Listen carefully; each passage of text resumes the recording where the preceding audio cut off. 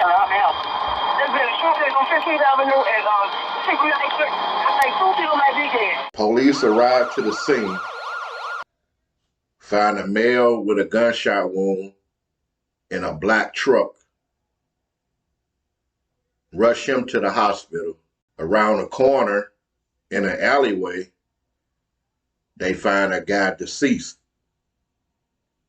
He was identified as 16-year-old Ronald Jones,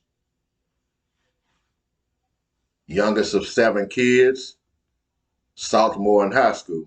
So as they viewing the body, they determined that he was shot for sure twice in the back.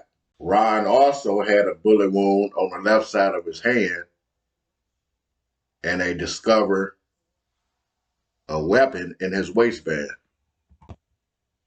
So it was a semi-automatic weapon he had on him. Off safety, ready to go, but they don't think he ever had a chance to draw it. They find casings everywhere from a .380. They think it was 2 shooters. They also find out from a family member that this is a 12 court, 13 court beef, which all started with the episode Blood on the Streets.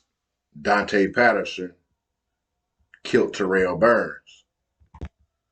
And 12th Court and 13th Avenue is just 2 blocks from each other. So they go over to inspect the black truck. That guy's in critical condition, gunshot to the head. They see where the bullet hole went through the window. He has money laying on his console, center console full of blood. They learned that he worked at the store across the street. He asked could he get off an hour early. They granted him that. He was getting in his vehicle, getting ready to head home, got hit in that crossfire. So while detectives still on the scene, they get a call from the hospital stating that the second victim has died. So now it's a double homicide. Detectives get his name from inside the store. He was identified as Grayston Garcia. He was a father of 2, married, and he also was on an episode of the First 48 Stolen Lives, where he won a stand your ground murder case for stabbing a guy trying to steal his truck. For second-degree murder last year, for stabbing a guy for breaking into his truck and stealing his radio. It's the same truck. The defense attorney claimed stand your ground, and he was released from jail. So detectives wrap that scene up, head back to the precinct, get a lead from patrol by the 13th member named Cathead. So they set it up for Cathead to come down. They asked Cathead where he was at the night of the murder. He states he was on 53rd. He said he don't know who got shot, and he have no idea what they talking about.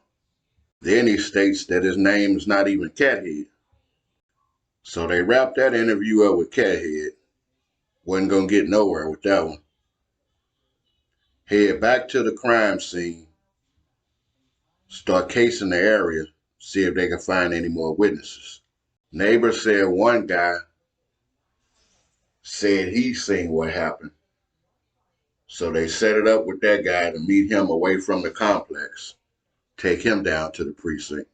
He states that he saw Jones and 3 or 4 other guys standing in the alley. Looked like they was just having a conversation. Then all of a sudden he heard a pow. He looked up, pop, pop, pop, pop, pop, pop, just kept going off.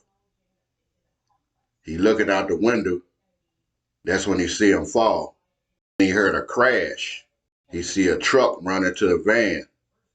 He states then 2 guys that was with Ron start firing back. Stated he seen everything, but he didn't see who actually was doing the shooting. So they wrapped that interview up with that witness. So 10 weeks later, detectives get a call from a witness stating that they know who shot Ron Jones. Witness come down, talk to him. Witness states he was walking through the alley, saw Ron Jones. Next thing he knows, people start shooting. He looked, saw the two people that were shooting at Ron Jones. He identified the first one as 17-year-old Dontrell Williams. The second suspect, also 17, is in jail right now on an unrelated charge. They didn't release his name, though. So they head to the jail, speak with the second suspect. His lawyer told him to remain silent. So they wrapped that up, set out to try to find the first suspect, Dontrell Williams. So they captured Dontrell, bring him down to the precinct, interview him. Dontrell states, personal knowledge of 13th Avenue and 12th Court. Yeah, that why I even come outside. I ain't got nothing to do with that. But y'all want me to say I know somebody who did? I don't know. I ain't know he was killed. So they show Dontrell a thick case file saying that's all the people they talked to. That's how he has been identified as being involved in that murder. They tell Dontrell his life is at stake. He's looking at a double murder. Dontrell say he don't know nothing about that at all. So those two detectives exit the room. They couldn't get nowhere with him. Sent in a veteran detective, see if he could break him down some. So this detective start off telling Dontrell if he want to be a soldier, be one. Someone has already identified him. Dontrell once again states, like I told you, I didn't do nothing. So they tell Dontrell they went through everybody else, chose to come to him last, figuring he would understand that he's royally screwed and would say what happened. They tell him 2 counts of first-degree murder. Then they ask him what happened to make him decide to kill him. Once again, Dontrell states he didn't kill nobody. He didn't do nothing. He don't even know the guy. So they wrap that up, charge Dontrell, hold him on a 33-day hold till they could get enough evidence to charge him and the other suspects officially with the crime. So as detectives out trying to talk to people in the neighborhood, see if they could get a little more evidence against Dontrell and the other suspect. 33 days goes by. They come up with no new evidence. Dontrell was released. Other suspect was locked up on an unrelated charge anyway, so he still remained in there. So weeks go by. Detectives get called to another scene near Liberty City. Received degree alpha. Mail down. Senpai rescue. They found a single male laying on the ground, suffering from multiple gunshot wounds. Say he was ambushed on his way home from the movie theaters. He was rushed to the hospital where he eventually died.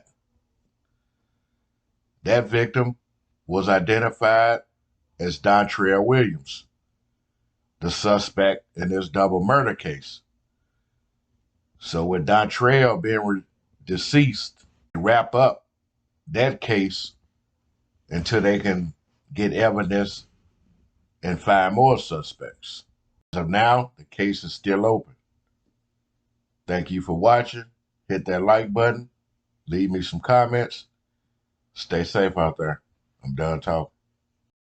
Ask them, what is the beef about? Nobody can tell you.